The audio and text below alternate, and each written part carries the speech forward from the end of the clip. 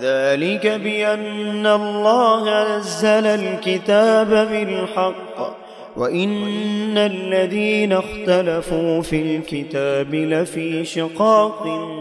بعيد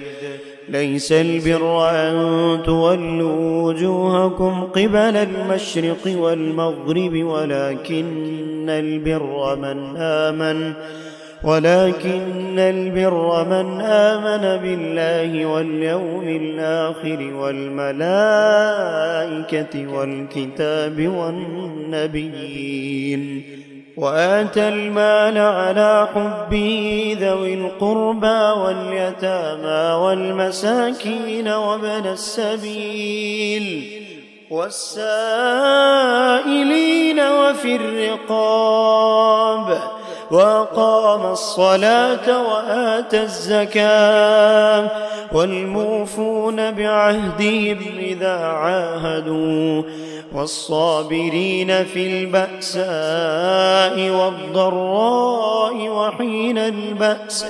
أولئك الذين صدقوا وأولئك هم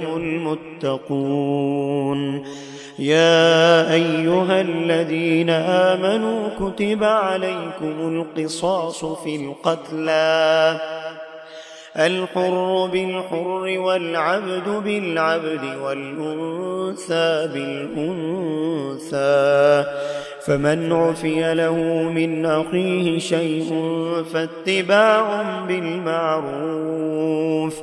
وأداء إليه بإحسان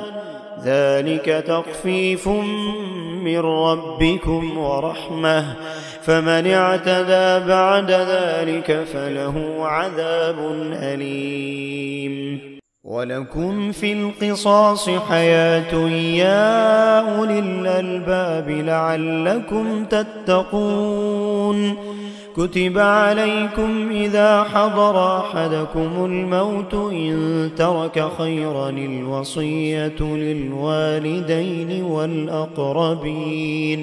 والأقربين بالمعروف حقا على المتقين فمن بدله بعدما سمعه فإنما إثمه على الذين يبدلونه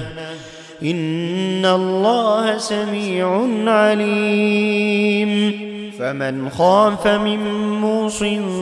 جنفا أو إثما فأصلح بينهم